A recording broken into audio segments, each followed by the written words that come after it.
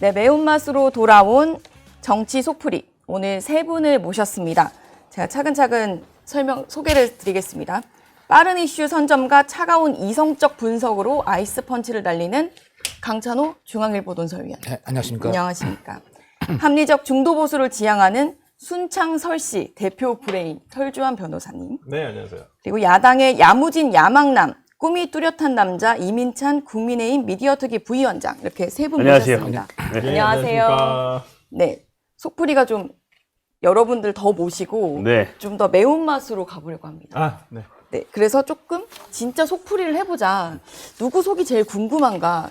이제 출연자분들에게 먼저 여쭤보려고 하는데요. 네. 강찬호 논설위원님 누구 속이 가장 궁금하십니까? 뭐 오늘 제가 볼 때는 굉장히 좀 화제를 모으고 있는 게 그 이재명 대통령 임기가 5년도 짧다. 짧다라고 말씀하신. 굉장히 지금 논란이 되고 있습니다. 어떤 분한테는 그렇게 느껴지지만 또 어떤 국민한테는 정반대로 느껴지거든요. 지난 6개월이 6년 같았다면 그런 분도 있었어요. 그래서 이런 그 발언을 왜 굳이 딴 사람도 아니고 김민석 총리가 했거든요. 또 호남에서 했죠. 그렇죠. 그러니까 네. 두 가지가 중요한 거예요. TPO인데 네. 타이밍, 그다음에 이제 여기서 그냥 펄슨이라고 했습니다. 펄슨이 거기고 네. 플레이스인데 그리고 그다음에 이제 뭐라 그럴까 오퍼튜너티 뭐라 그럴까 오케이전이죠. 네. 왜 이 시점에서 타이밍? 호남에서 이런 그 행사를 잡아가지고 했는가? 이런 관점에서 제가 이제 들여다봤는데 저는 이미 그러니까 전당대회가 시작된 것 같아요. 민주당은. 아, 네. 전당대회가 시작됐다. 네, 저는 정말 놀랐습니다. 사실상 정치적인 발언이었다라고 보시는 완전 건가요? 정치적인 발언이고 원래 김민석 총리가 최근에 정치적 발언을 한 데가 주로 어디냐면 서울이었어요. 서울에서 오세훈 때리게 했지 않습니까?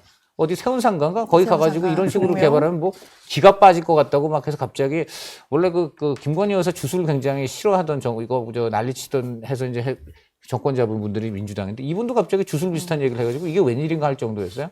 그래서 굉장히 그 오세훈 때리기 전문으로 해서 서울시장 나오는 거 아닌가 했는데 제가 보니까 1인 1표 사태 있었잖아요. 네, 그때 그랬죠. 이것이 어떻게 보면 정청래 대표의 이재명 대통령 진영으로 보자면 역모다.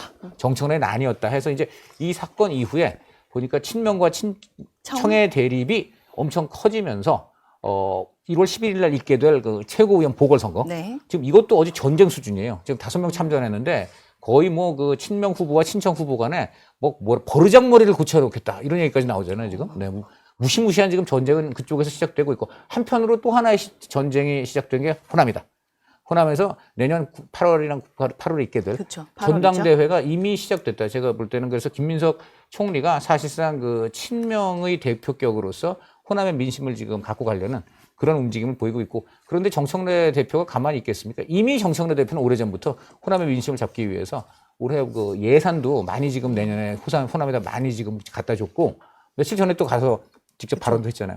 그래서 저는 지금 내년 8월에 있을 전당대회 축소판이 이미 호남에서 시작됐다. 네. 설주환 변호사도 동의하시나요? 네, 뭐 어느 정도 그 당대표, 차기 당대표로서의 노선을 정했구나. 이게 뭐 서울시장 나온다, 뭐 다음 당대표 나온다, 뭐 계속 얘기가 있었잖아요. 네, 근데 그렇죠. 노선을 딱 정한 것 같아요. 서울시장으로는 좀 어렵겠다 생각이 들고 특히나 최근에 여당 내에서는 정은호 총장을 지금 띄우기로 한 것 그렇죠. 같아요. 네. 네, 성동국 총장을 띄우기로 한 것 같고 거기에 별로 이론이 없는 것 같아요. 물론 이제 다른 후보들은 전혀 동의하지 않더라고요. 현역 의원들은 동의하지 않겠지만 우는 분도 있어요. 우는 분도. 네, 두분 계셨다고. 막 기자들한테 두 분이 울었다고요? 울었어요. 진짜 울었다고. 울만하죠. 근데 네, 솔직히 네, 대통령이 확인되지 않은 낙점했는데. 내용입니다. 네, 근데 이제 저는 그런 부분에서는 김민석 총리가 저는 차기 당대표로 어떤 전환을 했다고 생각을 하고 하나는 저는 아까 그 전남 무안에서 이걸 얘기했다는 게 상당히 저는 크다고 봐요. 그렇죠. 특히나 민주당의 33% 정도가 있는 권리당원의 33% 정도가 있는 호남에서 이러한 얘기를 꺼냄으로써 특히나 이 개헌 논의에 대해서 그것도 개헌 중에서 임기 연장에 대해서는 상당한 거부감이 있거든요. 근데 지지층에서는 이걸 도대체 어떻게 받아들이나라는 것을 저는 테스트 베딩을 했다고 봐요. 아, 좋은 지적. 네, 호남에서 이것을 언급함으로써 우리 지지층은 이걸 어떻게 생각하지? 그리고 여기에 대한 거부감이 없을까? 이런 얘기를 했다라는 부분에서는 저는 뭐 김민석 총리가 상당히 정치적인 의도로 그 얘기 꺼낸 거 아닌가 싶습니다. 저는 김민석 총리가 굉장히 급한 느낌이 들어요. 급하다. 왜냐면 정원호 우리 성동구 총장 얘기를 하셨잖아요. 네. 그래서 대통령이 직접. 네. 왜냐면 이게 김민석 당시 의원이 민주당 전당대회 때 지지율이 굉장히 낮았어요. 그래갖고 되는 거야 마는 거야 이런 얘기가 쫙 있었어요. 그때 이재명 후보가 등판을 해요. 그래서 김민석 총리를 확 띄워줬어요. 그래서 수석 최고위원이 된 겁니다. 그 전략을 이번에 정원호 청장 때 또 쓴 거예요. 그래서 정원호를 1위 라이징 스타로 만들어준 거죠. 후보로 만들기 위해서. 그러니까 김민석 총리는 그때 트라우마가 있는 거예요. 나 홀로 해서는 지지율이 잘 안 나오는구나. 결국 누군가의 도움이 필요하구나. 그래서 이제 대통령을 직접적으로 끌고 온 거죠. 왜냐면 지난번에도 박찬대 정청래 붙었을 때도 박찬대가 될 거다. 모두가 그렇게 예측을 했습니다. 그런데 만약에 온 정권 차원에서 나서서 김민석 총리를 밀었어요. 그리고 이재명 정부의 얼굴 간판이라고 하는 이 김민석 총리를 내세웠는데 당권을 못 찾아와요. 또 정청래가 연임을 해. 그러면 이재명 대통령 얼마나 망신이겠습니까? 그러니까 이 김민석 총리가 총리 직분을 이용해서 10분 사전 선거운동을 하고 있다. 이렇게 봅니다. 그러니까 이게 업무 보고가 이어지는 그 후반부에 네. 이 발언이 엮이면서 네. 약간 너무 지지층을 향한 발언들이 많이 나오는 게 아니냐라는 지적도 많이 나왔는데요. 그렇죠. 이거는 특히 민주당 지지층 안에도요. 친명 지지층만 겨냥한 거예요. 이게. 친명만 그렇죠. 겨냥한 왜냐하면 그리고 이 것이다. 발언을 사실은 굉장히 뜨악할 사람들이 누구냐? 국민의힘 사람들일까요? 아닙니다. 이 발언에 제일 뜨악할 사람들은 바로 정청래 대표하고 친청 이쪽 분들이에요. 또 저는 이 뒤에는 지금 문재인 전 대통령이나 심지어는 뭐 그 유명한 뭐 하여간 김어준의 뉴스 공장 그 진행자 그런 분 이런 분도 다 지금 이런 말은 뜨악할 수밖에 없다. 왜? 뭔가 여권 이분들은 내를 아니 이분들은 좀 향한 차기 거면. 대권 본인들이 생각하잖아요. 그 정청래 대표 앞세워 가지고 지금 차기 당권과 대권까지도 보는 사람들이에요. 그런데 갑자기 이재명 대통령이 해석하기에 따라서는 뭐 이건 연임까지 하겠다는 거야? 이렇게 들릴 수도 있는 말을 해버린 거예요. 이건 노골적인 친명 결집입니다. 그리고 동시에 어떻게 보면 이제 선택하라는 시그널로도 보일 수가 있고 이 정도로 이제 세게 던진 거예요. 그런데 이제 결과는 여론 보고 정해지겠죠. 근데 일단 김민석 총리가 던졌고요. 이 말 자체가 무시무시한 명청 전쟁이 그것도 딴 데도 아니고 호남 텃밭에 있다. 참고로 말씀드리면 무한이 두 가지가 중요한데 무한 올해 예산이요. 내년 예산이 무려 2.05% 올랐습니다. 이거 누가 전년 대비. 전년 대비. 이거 누가 해주는지 알아요? 이거 정청래 대표가 해준 겁니다. 정청래 대표 지금 본인 마포 지역구에는 예산 거의 안 늘렸어요. 근데 지금 호남에 이번에 예산 엄청 늘려줬습니다. 왜? 내년 전당대회 의식한 지금 예산 퍼붓기다. 이게 지금 속내는 친명들이 말은 못하는데 지금 속으로는 그렇게 하면서 부글부글 하고 있습니다. 근데 이게 네. 진짜 보면 지난 대선 때부터 전 시작됐다고 생각하는 게 이게 나비 효과예요. 지난 대선 때 정청래 의원이 직책이 뭐였는 줄 아세요?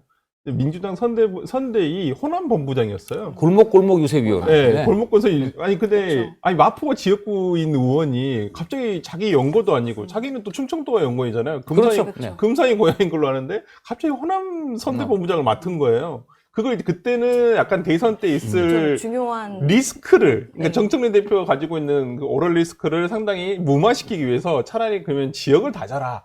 그것도 우리 지역이 강세인 이게 지지층이 많이 있는 곳으로 다져라 했는데 그때부터 약간 정청래 대표는 일단 꿈을 꾸기 시작한 것 같아요. 아니 그걸 어떻게 호남을 가누면서. 그걸 친명들이 어떻게 해석하냐면 첫째 지금 굉장히 좋은 팩트를 얘기하셨는데 전국에 그때 골목골목 유세위원회라 그래가지고 그 명망 있는 중진 의원들을 전국에 풀었어요. 근데 다 자기 연고가 있는 곳에 했습니다. 그러니까 강원도면은 예를 들어 우상호, 이광재 이런 사람들인 거고. 그다음에 이제 지금 말한 대로 전라도 같으면은 박지원 이런 사람들을 했어요. 그런데 전국에서 가장 딱 한 사람, 유일하게 자기 지역하고 아무 연고가 없는데 간 사람이 정청래예요. 나머지는 예를 들어 서울이면 뭐 예를 들어 전현희 뭐 이런 식으로 다 지역구가 있는 사람들이 했는데 딱 한 명, 아무 연고도 없는 사람이 그걸 갔어요. 가가지고 박지원, 정청래예요. 그래서 두 사람이 했거든요. 박지원이야 거기 10분이니까 그런데 이분 가가지고 친명들은 의심하는 게 뭐냐? 어차피 텃밭인데 솔직히 정청래 그분 가가지고 유세할 게 뭐가 있습니까? 어차피 표 다 나오는데. 고로 배지만 그렇게 해놓고 타이틀만 그렇게 해놓고 가서 자기 당원 끌어모으는 그때부터 일을 한 거 아니냐 상당히 이렇게 의심을 하고 있습니다. 청래당을 만들. 예, 그때부터 청따를 세워서 호남에서 만든 청따를 거죠. 만들기 위해서 뭔가 민주당 내부를 그렇죠. 내부에서 뭔가 더 반응이 많이 나올 발언이었던 거군요. 근데 이게 그렇습니다. 도움이 되나요? 근데 이게? 네? 이런 아니, 발언하면 이게 도움이 되나요? 돼요? 도움되죠. 왜냐면은 지금 이번에 정청래의 난을 겪은 친명 입장에서는 지금 친명 지지층을 확실하게 결집하고 집권 2년 차에 접어들어갔고 이번에 있게 될 보궐선거. 여기서부터 확실하게 최고위원 보궐선거. 최고위원 보궐선거도 있고요. 그다음에 실제로 실제 국회의원 지방선거, 보궐선거인데 재미있는 게 보궐선거. 지금 김남국 이분 지금 이제 용산 쫓겨났잖아요. 이분이 지금 벌써 지역구가 배정됐다는 소문이 돌고 있어요. 그리고 김남준 대변인 그 이재명 대통령의 김남준 개항인가요? 이분이 지금 개항에 개항에 이미 배정됐다는 얘기가 언급이 있고 되고 있죠. 김남국 이분은 안산에 지금 벌써 원래 안산 예, 지역. 안산인데 안산이죠. 상식적으로 말입니다. 이번에 그 김현지 실장 인사청탁 개입 의혹에 연루돼서 본인이 지금 사표 내고 나갔잖아요. 네. 그러면 자숙해야 될 거 아닙니까? 그런데 저는 그렇게 보지 않았어요. 그러니까 그 국민들 입장에서 그렇다는 얘기예요. 네, 그러니까 네. 상식적으로 이번에 무리를 일으켜서 지금 청와대에서 용산에서 경질한 거잖아요. 사실상 그런 마당에 지금 왜 그런데 다시 또 이 출마설이 근데 도느냐? 지금 양문석 의원 재판이 어떻게 돼가는지 모르겠어요. 뉴스가 안 나오고 있어서. 뭐 지금 네. 그래도 지금 그게 여러 가지 곧 나와야지 나와야죠. 보궐 지역이 선정이 되는데. 지금 나와야 되지 않겠어요? 근데 이게 이 네. 이슈가 이 전쟁에선 이기는데, 음.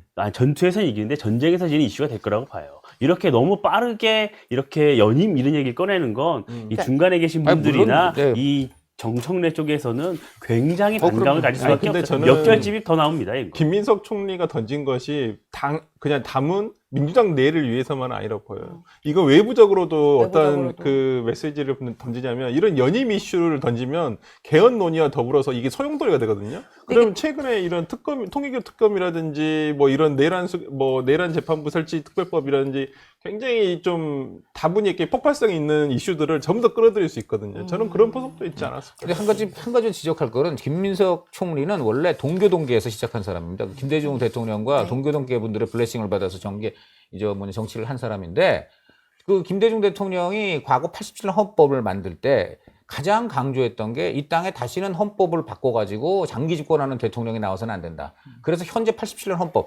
김대중 대통령의 뜻이 들어간 그때 김대중, 김영삼 두 야당 총재가 그 이제 민정당하고 해서 합의해서 만든 게 지금 87년 현행 헌법인데 거기에 굉장히 중요한 조항이 그거예요. 이 헌법의 개정을 제안한 대통령은 연임할 수 없다. 그렇게 돼 있습니다. 다른 사람도 아니고 김대중 대통령의 뜻이에요. 그것을 김대중계로 시작한 김민석 총리가 그것을 그 본인의 어떻게 보면 중시주의 말을, 보스의 말을 지금 완전히 부인하는 이런 말을 해서는 안 된다 말씀드립니다. 네. 일단 현직 총리의 발언이라 그만큼 논란이 컸던 것 같은데요. 여기까지 해보고 이제 다음 주제로 넘어가 보겠습니다. 네, 다음- 이미찬 부위원장이 준비해 오신 건 어떤 속풀인가요? 이 통일교 특검 굉장히 핫합니다. 야당이 처음으로 한 뜻을 좀 냈어요. 이준석 개혁신당 대표의 속은 어떨까요?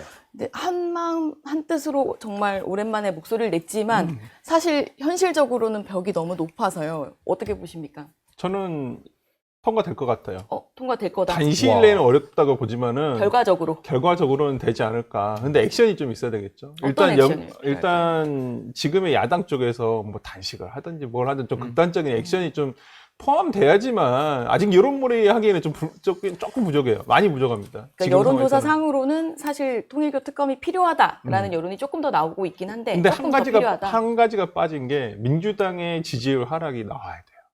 민주당이나 대통령의 지지율 하락이 통일교 특검 거부로 인한 것 때문에 어느 정도 이게 우하향 선이 그어져야지만 그때부터 이제 민주당이나 당이 움직일 거다. 대통령실에서도 상당히 심각하구나. 이 부분을 좀 우리가 하지 않으면 안 되겠구나. 일단 그렇게 돼야지만 된다라고 하는 측면에서 그렇게 이끌어내는 과정이 더 중요한 거죠. 만약에 실패를 하더라도 그 과정까지 어떤 모습을 보여줬냐에 따라서 저는 지금의 국민의힘이 국민들에게 보여지는 모습이 달라질 수 있을 거라 생각을 하거든요. 그동안 이게 야당이 왜 이렇게 지지율이 안 오르냐 여러 분석이 있었어요. 저는 그 중에 하나가 어떤 효능감을 주지 못했기 때문이라고 봐요. 뭐 어떤 되는 것도 없고 안 되는 것도 없고, 그러니까 어떤 단일안을 내지도 못하고 야당이 뭉치지도 못하고 이런 모습 때문에 조금 지지자들께서도 좀 갸웃하셨는데, 그래도 이번에 한 목소리를 내고 어떤 개혁신당과 어떻게 이렇게 연대를 하면서 단일안을 내고 여당을 압박하고 이런 과정 자체가 굉장히 정치적으로 의미가 있다고 보거든요. 저는 지금 이 여론조사 말씀을 주셨는데 굉장히 민주당도 압박을 받고 있다고 봐요. 그래서 저도 어느 순간에는 통과가 될 수 있다고 봅니다. 근데 제가 걱정하는 건 하나예요. 민주당이 종합특검 추진하고 있잖아요. 거기에 한 줄 넣는 식으로 넘어갈까봐 좀 걱정이에요. 근데 그거 안 해야지. 그러니까 민주당은 그런 생각을 할 겁니다. 우리 그럼 특검 받겠다 대신에 우리가 추진하는 종합특검에 한 조항 정도 넣으면 어떻겠냐, 이렇게 들고 나오면 야권이 굉장히 좀 혼란스러울 수 있어요. 그러면 이제 흔들릴 수 있는데 그렇게 되기 전에 그 액션을 보여줘야 되는 거예요. 그래서 여론의 승기를 잡아야만 이게 별도 특검으로 가서 관철을 해낼 수 있다. 이렇게 봐요. 장동혁 대표의 역할이 상당히 중요해졌다. 지금 네. 제가 이제 굉장히 어저께 좀 눈에 띄는 얘기를 들었는데 그 국민의힘 고위 관계자로부터 장동혁 대표가 사실 이와 관련해서 지난주, 그러니까 15일이죠. 네. 오늘 딱 일주일 전 15일인데 그때쯤에 단식을 할 생각을 주변에 조금 털어놨대요. 이 특검을 관철하기 위해. 근데 주변에서 오히려 말렸어. 왜 강찬 그러냐면요. 노설위원님의 취재시군요. 네, 그런데 그 왜 말렸냐면 그 당시에는 지금 이런 식으로 개혁신당하고 지금 특검안이 그렇죠. 합의조차 안 되고 국민의힘 자체 특검안도 없었어요. 근데 특검안도 없는데 그렇지. 먼저 단식부터 한다는 거는 이건 좀 선호가 뒤바뀌었다. 그건 그렇죠. 맞잖아요. 그렇죠. 그래서 이제 장동혁 대표가 일단은 그러면 조금 이제 연기하자 내지 뭐 좀 보자 이렇게 된 거고요. 자, 이제는 저 개혁신당하고 합의안이 나왔기 때문에 한 베이스가 조금 마련돼서. 근데 한 가지가 더 있어요. 당내 분란부터 수습이 돼야 됩니다. 이거 왜 그러냐면 단식을 지금 하는데 이게 분명히 대여 투쟁인데 어떻게 보면 이 지금 스스로 분열된 이 야당 안에서 헤게모니를 지금 잡으려고 저러는 거 아니냐 해가지고 이 지금 대립하고 있는 뭐 예를 들어 친한계라든가 이런 네. 데에서는 단식에 대해서 적극 동조를 안 할 수가 있습니다. 이러면 안 돼요. 그러니까 먼저 이 단계 문제라든가 뭐 징계 문제 이런 거에 대해서 저 장동혁 대표가 확실하게 이제는 좀 통합으로 좀 노선을 수정하고 태세전환을 해서 이제 우리는 하나다. 이렇게 먼저 이것을 좀 이뤄낸 다음에 그러면서 이제 그 동력을 모아서 단식에 들어가는 게 제일 좀 맞는 수순 아니냐. 장동혁 예. 대표가 만약에 진짜 단식을 시작하신다면 이재명 대통령을 좀 벤치마킹 하셨으면 좋겠어요. 아, 이재명 대통령이 그때 단식했을 그때 때처럼요. 구속에 굉장히 본인에 대해서는 위기였어요. 사법 리스크 중에 가장 최고의 위기였다고 생각을 하고 당시에 당내에서도 아니 예전에 해놓은 말 있지 않냐. 본회의장 가가지고 본인이 체포 이거 정말 피한다고 아니 자기는 피하지 않겠다라고 네. 다 했잖아요. 거기 있는데 저는 나중에 가서 이거 말을 바꾼 거잖아요. 근데 당내에서도 굉장히 요구가 많았단 말이에요. 아니, 그 떳떳하게 수사받고, 그 다음에 가서 영장실질심사 받아라. 라고 얘기한 거였는데, 근데 그러한 당내에서의 압박이라든지 외부에서의 압박을 돌파를 해나갔단 말이에요. 장동혁 대표도 마찬가지로 보여요. 이걸 나중에, 당내 빨리 이거 수습하고 이거 해야지? 안 돼요. 제가 봤을 때 그럴 타이밍을 놓칠 수 있다고 보기 때문에 일단은 오히려 액션을 저지르고 그 효과, 어떤 그 부수적인 효과로서 당내의 결합을 이끌어내는 게 맞는 것이지. 어쨌든 간에 만약에 저는 그렇게 봐요. 단식을 하게 되면 이제 점차 초췌해지고 이제 수염도 나고 그다음에 이제 볼이 훌쭉해질 때쯤에 한동훈 대표랑 만나는 거야. 그래서 이제 둘이 한번 아직 손을 잡는 당사자는 모습을- 아무 말도 하지 아무 말도 하지 않았는데 않았는데. 지금 네. 그리고 한 가지만 더 만나시진 그래- 않을 것 아니, 같아요. 한 가지만 더 아니 한동훈 대표 찾아갈 수도 있죠. 그런 경우 이제 찾아갈 수 있고 두 그렇지. 번째는 네, 그렇게 되면 뭐 나쁘지 않고 하나만 더 말씀드리면 지금 저 헐전 변호사 굉장히 중요한 얘기를 했는데 그 단식이 쇼인데요. 궁극적으로 쇼인데 그리고 진정성을 갖고 쇼를 하면은 먹히는 게 있어서 당시에 이재명 대표가 이제 단식할 때 많은 기자들이 저거 진짜 그야말로 뭐 하던 말도 다 뒤집고 누가 봐도 지금 영양수행 맞아가면서 하는 거 아니냐 별별 논란이 많았어요. 근데 그럼에도 불구하고 결국 구속영장 기각됐잖아요. 그때 검찰 고위 관계자의 말을 저는 잊을 수가 없습니다. 저한테 이 얘기 저 얘기하면서 오늘 정말 판사들 너무한다 하면서 어떻게 이걸 기각하냐 하면서 한마디 하더라고요. 그래도 단식이 먹히긴 먹힌 것 같다. 판사들도 저렇게 그냥 얼굴 홀쭉해지고 저러니까 저게 지금 부담이 안 갈 수가 없었을 것이다. 이러더라고요. 일단 세 번째 설주한 변호사님의 주제와도 약간 일맥상통하는 면이 있어서 그러니까요. 넘어가 보겠습니다. 네. 어떤 속이 궁금하셨다고요? 그러니까 세 번째 속, 장동혁 대표의 속이 그쵸. 네. 굉장히 궁금합니다. 장동혁 대표의 변화가 뭔지 주말 내내 궁금해하는 목소리가 되게 많았던 것 같아요. 맞습니다. 장동혁 대표는 말을 하지 않는데 변화는 하겠다고 하고 네. 그런데 한동훈 전 대표의 당원 게시판 당무감사위원회 결과나 향후 이제 뭐 김종혁 전 위원이나 당 내용은 계속 깊어지고 있고 이런 상황은 어떻게 봐야 하는 겁니까? 새 음절로 정리할 수 있죠. 미래로 나아간다. 저는 장동혁 대표의 의지는 분명하다고 봐요. 미래를 준비하겠다는 거예요. 그러니까 6개월 이제 취임한 지 100일 지나고 좀 이렇게 됐잖아요. 4개월 정도 됐는데 그동안의 과정은 이전에 있었던 여러 가지 갈등, 당내에 지리멸렬했던 모습들, 불안했던 모습들 이런 것에 대해서 조금 다독이고 조율하고 그런 과정이었다고 봐요. 그리고 당 내에서 여러 가지 갈등 요소들이 많았단 말이에요. 그것을 한번 짚지 않고 넘어갈 수 없는 정도의 산 요소들이 굉장히 많았습니다. 이런 부분들에 대해서 정리하는 단계였고 지금부터 새해부터는 선거를 앞두고 미래를 준비한다는 이것은 분명합니다. 그래서 그 내용을 준비하고 있는 것이에요. 근데 너무 속도가 애매하지 않아요? 할 거면 빨리 하고 안 할 거면 안 하든지 이건 너무 끌고 가는 느낌이에요. 아니 근데 저는 내년부터 하는 저는 건가요? 그런 생각이 좀 들어요. 모든 이슈에 있어서 모든 현안에 있어서 모든 것을 당내와 연결하는 그런 해석에 대해서는 좀 동의하지 않아요. 왜냐하면 당내 이슈와 우리 외부 대여 투쟁은 좀 별도로 투트랙으로 봐야 하는 것이에요. 그런데 이 모든 이슈를 대여 투쟁을 우리가 이어가고 있는데 당내 문제는 어떻게 할 거냐, 왜 해소 안 하냐 이렇게 연결짓다 보면은 아무 논란도 해소될 해소되지 않습니다. 민주당을 봐보세요. 민주당 명청 갈등, 뭐 내부에서 갈등 많지만 어떤 법안을 처리하거나 강행 처리할 때는 아무 이견이 없어요. 그럼에도 불구하고 국민들이 거기에 박수를 보낼 때가 있습니다. 그래서 저는 그 두 개를 분리해서 봐야 된다고 보고 그 문제가 모든 게 연동한다면 뭐 앞으로 나아갈 수가 없는 것이죠. 근데 이제 그걸 저는 연동을 잘 해야 한다 생각을 하거든요. 근데 민주당은 입법권이 있잖아요. 특히나 여당이죠. 뭐 여당이기도 하고 뭐 다수당이기도 하고 그렇기 때문에 마음 먹으면 다 통과시킬 수 있단 말이에요. 근데 그걸 함으로써 이걸 내부적인 문제를 외부적인 시선을 돌리기를 통해서 돌파가 가능한데 지금 야당은 그게 없잖아요. 솔직히 107석 진짜 개헌 저지선 외에는 아무것도 할 수 있는 게 없어요. 할 수 없는 건 없는데 그러면 이걸 어떻게 할 것이냐. 저는 이민찬 부대변인 얘기하신 대로, 대변인 얘기하신 대로, 이걸 분리해서 봐야 되는 건 맞아요. 근데 국민들의 대다수의 시선은 분리해서 안 본다는 거죠. 여기서 굉장히 좀 전에 민주당하고 비교를 하셨는데 사실은 그 1인 1표 그때 갈등은 사실 전쟁 수준이었습니다. 이게 만약 국민의힘에서 터졌으면 저는 지금 국민의힘 거의 쪼개질 수준으로 갔을 거라고 보는데 자, 굉장히 중요한 얘기였어요. 그럼 민주당 관리를 잘한다 했는데 그게 왜 그렇습니까? 바로 이거예요. 정청래 대표가 먼저 싸움을 걸었는데 용산하고 친명 쪽에서 비교적 관리를 잘했어요. 그걸 막 대놓고 막 그냥 바로 반발하고 막 그냥 싸우고 막 그게 아니고 몇 차례 그 내부 회의라든가 이런 걸 통해서 이제 제동 걸고 그다음에 이제 결국은 어떻게 됐습니까? 최종적으로는 그 회의 중앙위원회에서 그렇죠. 결국은 부결됐죠. 숫자로 막아냈잖아요. 이런데 지금 국민의힘은 그렇지가 않아요. 국민의힘은 지금 너무 거칠어. 그러니까 이쪽에서도 거칠지만 특히 지도부에서 왜 굳이 2호선 같은 강경 인사를 쓰고 그다음에 이제 태세전환 바꾸겠습니다 해놓고 딱 돌아서자마자 장해찬 부원장이죠. 여의도연구원 부원장 임명, 그다음 김민수 국민통합위원장 임명. 이런 것들을 계속 해야 되니까 친명이나 용산에서는 장청래 대표에 대해서 노골적으로 그러진 않았어요. 물론 언론 환경이 좀 우호적인 게 있습니다. 그래서 민주당 갈등이 더 부각 안 된 측면을 감안하더라도 그럼에도 불구하고 친명과 용산에서는 상대적으로 뭐랄까 좀 물 밑에서 좀 작업을 했다. 저는 그런 점에서 장도혁 대표나 이 지도부가 이제는 좀 너무 그렇게 거칠게 국민 중도 특히 이런 상식적인 감정을 자극하는 이런 것들을 좀 이제는 지금 뭐 바꾼다 그러는데 제가 들은 얘기가 아까 좀 전에 연동된 얘기입니다만 12월 15일 단식하려다가 이제 관뒀고 지금 12월 어저께부터 약간 좀 본인이 바뀌겠다 이런 소리를 했는데 그게 왜 그러냐 그랬더니 지금 1월부터 바뀐다는 걸 지금 12월 20일께부터 바뀌기로 열흘 땡겼다 그러거든요. 땡겼어요. 예, 그러니까 지금 오늘부터 바뀌는 거예요. 그러니까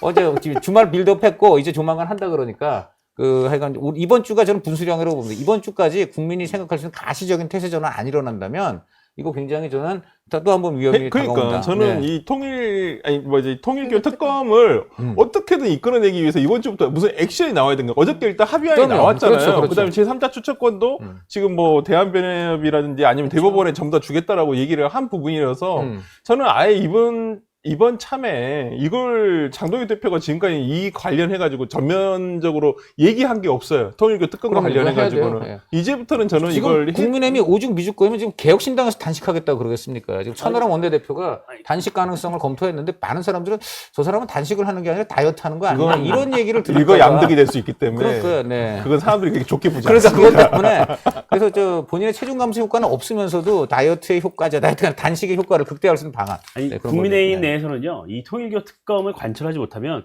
굉장히 리더십에 타격이 그럼요, 올 것이라는 그럼요. 것에 네. 대해서 너무나 잘 알고 있습니다. 인지하고 있나요? 너무나 잘 알고 있어요. 너무나 잘 알고 있고, 그렇기 때문에 다양한 방법으로 이제 대여 투쟁에 나설 것이라는 말씀을 드리고 싶고, 저는요, 이 장동혁 대표가 이제 당원 투표, 국민의 여론조사에서 통해서 당선이 됐잖아요. 그러면 장동혁의 시간이 좀 필요하다고 봐요. 그 시간을 조금 국민 여러분께서도 봐주시고 우리 언론에서도 좀 봐주셔야 돼요.